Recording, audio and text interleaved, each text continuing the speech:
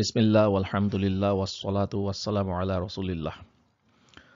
আজকের এই ভিডিওতে আমরা আলোচনা করব তাজবিদ শিক্ষা সিরিজের কন্টিনিউয়েশন এবং আমরা এখন সিফাত নিয়ে আলোচনা চালিয়ে যাচ্ছি। তো আজকের সিফাত বা চরিত্রর যে টপিকটা সেটা হচ্ছে গিয়ে আস-সফির, যেটা হচ্ছে গিয়ে তীক্ষ্ণ একটা শব্দ হওয়া বা শীষের মতো একটা শব্দ হওয়া, সেটা হলো আস-সফির। আমি এই সিরিজের প্রত্যেকটা ভিডিওতেই কিন্তু আপনাদের বারবার মনে করাচ্ছি যে সিফাতের কি রকমের টাইপ আছে। সো যেমন সিফাত, এটা কিন্তু দুই ভাগে ভাগ হয় মূলত। একটা হচ্ছে সিফাত আসলিয়া আর একটা হচ্ছে সিফাত আরদিয়া, অর্থাৎ যেটা সবসময় থাকবে সেটা হলো সিফাত আসলিয়া, আর যেটা প্রয়োজনে আসবে আবার প্রয়োজন শেষ হলে চলে যাবে সেটা হলো সিফাত আল আরদিয়া। তো এইখানে এই সিফাত আল আসলিয়ার মধ্যেই আমরা এখনো আছি। বিপরীত চরিত্র সহ সিফাত সেগুলো আমরা আলোচনা করেছি এবং আজকে আমরা আলোচনা করব বিপরীত চরিত্র ছাড়া যে সিফাতগুলা, সেখান থেকে আমরা শুরু করছি। এর মধ্যে প্রথম সিফাতটা হচ্ছে আস-সফির। যেহেতু আমরা প্রত্যেক ভিডিওতে একবার করে মনে করাচ্ছি, সো এখানে আমি আবার সেই প্রথমকার সিফাতগুলা দিয়েছি, যেগুলাতে হচ্ছে যে অপোজিট ক্যারেক্টারিস্টিক সহ যেসব সিফাতগুলা, অর্থাৎ একটা থাকলে আরেকটা থাকবে না, এরকম সিচুয়েশনে যেসব সিফাতগুলো আছে সেগুলা আল হামস এবং আল জাহার, আশিদ্দা, আর রখাওয়া, তাওয়াসুত, তারপরে আল ইস্তিআলা, আল ইস্তিফাল এবং আল ইতবাক এবং আল ইনফিতাহ। তো এগুলার ভিডিও আমি পূর্বেই আলোচনা করেছি, আপনারা চাইলে সেগুলা একবার দেখে আসতে পারেন যদি আপনি এই সিরিজের ভিডিওতে আজকে প্রথম এসে থাকেন। আমি মনে করি বা আমি রেকমেন্ড করি যে আপনারা প্রথম থেকে শুরু করে তারপরে আস্তে আস্তে এদিকে আসবেন। এখন আমরা একবার মনে করে নিই যে বিপরীত চরিত্র ছাড়া যেসব সিফাতগুলো আছে সেগুলা কি কি আসলে। তার মধ্যে প্রথমটাই হচ্ছে গিয়ে আস-সফির, যেটা নিয়ে আজকে আমরা আলোচনা করব। এর বাইরেও আছে কলকলা, আত-তিকরার, আত-তাফাশি, আল ইস্তিতালা, আল ইনহিরাফ এবং আল লিন। অনেকে আবার আল গুন্নাও এখানে অ্যাড করেন। গুন্না নিয়ে আমরা মাখরাজে অবশ্য কিছুটা কথা বলে আসছি। তো এখানে আমি হয়তো দেব পরবর্তী কোনো ভিডিওতে গুন্না, অথবা নাও দিতে পারি। আর সফির, যেটাকে আমরা বলছি যে শীষ দেওয়া, সেটা আসলে বিষয়টা কি, সরু গমন পথের মধ্যে দিয়ে যাবার সময় শব্দের যে তীক্ষ্ণতা তৈরি হয় সেটাকে বলে আসলে আস সফির। এবং সরু গমন পথ কেন বলছি, কারণ আপনার এই যে তিনটা হরফ সদ, ঝাই এবং সিন, এই তিনটা বলার সময় আমরা কি করি, জিভের একদম সামনের অংশটাকে নিয়ে দাঁতের প্লেটের মধ্যে নিচে দাঁতের যে পেছন ভাগের যে প্লেটটা আছে, অর্থাৎ আপনার মাড়ির যে বা নিচের চোয়ালের যে দাঁত, সেটার একদম সম্মুখ ভাগের দাঁতগুলার যে প্লেট, সেখান থেকে আপনার জিভটাকে লাগিয়ে কিন্তু তারপর আপনার এই তিনটা হরফ উচ্চারণ করতে হয়, সদ, ঝাই, সিন। তো এইখানে আপনার বাতাস বের হওয়ার জায়গা থাকে খুব কম। এই জন্য কি হচ্ছে, এই জন্য কিন্তু শব্দের মধ্যে একটা তীক্ষ্ণতা তৈরি হয়ে থাকে। তো তীক্ষ্ণতাটা আসলে সুকুন দেয়া হরফ হোক আর হারাকাত দেয়া হরফ হোক, দুইটাতেই নর্মালি দেখা যায় যে প্রযোজ্য। তবে সুকুন দেওয়া হরফে কিন্তু খুব বেশি স্পষ্ট করে বোঝা যায়, যেটা হয়তো বা হারাকাত দেয়া হলে বোঝা যায় না। যেমন আমরা যদি এখানে দেখি, স্লাইডে আমরা দেখতে পাচ্ছি আস, ইস, উস। তো এইখানে শব্দটা যখন হচ্ছে, শব্দের মধ্যে একটা তীক্ষ্ণ সাউন্ড আমরা পাচ্ছি।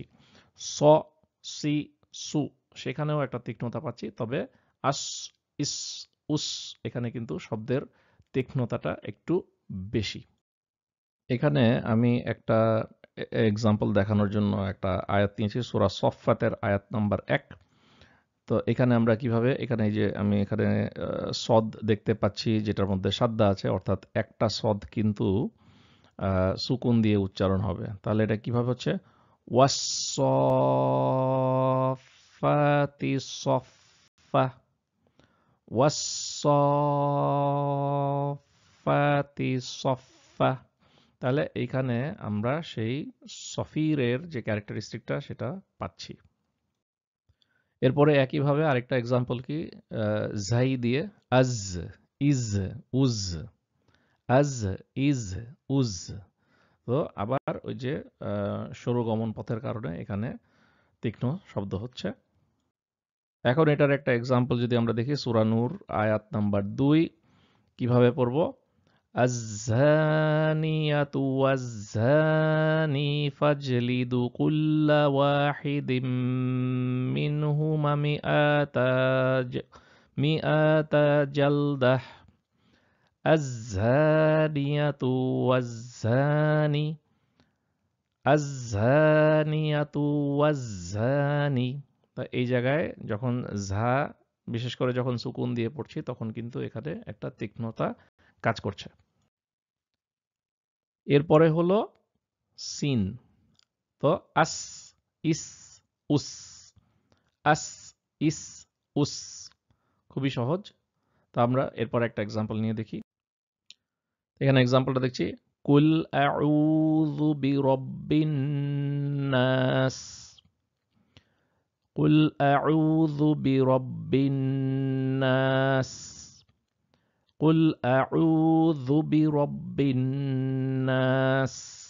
এইখানে যেহেতু আমরা থেমে যাচ্ছি, নাসের পরে যেহেতু থেমে যাচ্ছি, সুতরাং এটা কি হবে, এখানে কিন্তু নাসই না পড়ে নাস পড়ছি, অর্থাৎ এখানে সুকুন দিয়ে পড়ছি, এই জন্য নাস, নাস। সো এই হলো গিয়ে সফির ক্যারেক্টারিস্টিক।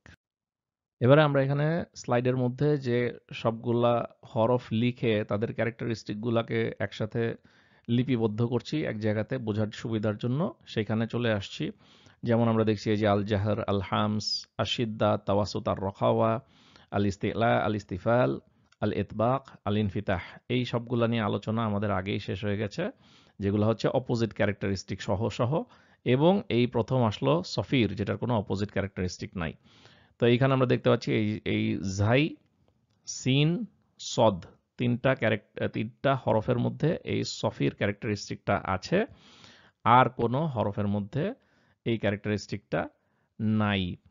তবে তার মানে এই না যে এখানে শীষ বাজানো হচ্ছে বিধায় অন্য জায়গাতে অপোজিট কিছু হবে, বিষয়টা সেরকম না। এই তিনটার মধ্যে শীষ বাজবে, বাকিগুলোর মধ্যে শীষ বাজবে না, কিন্তু সেটাকে কোনো আলাদা ক্যারেক্টারিস্টিক দিয়ে আমরা ডিফাইন করি না।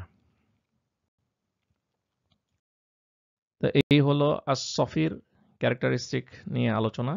আশা করি আপনাদের বুঝতে সুবিধা হবে। ইনশাআল্লাহ পরের ভিডিওতে আবার আপনাদের সাথে দেখা হবে। আসসালামু আলাইকুম ওয়া রাহমাতুল্লাহি ওয়া বারাকাতুহু।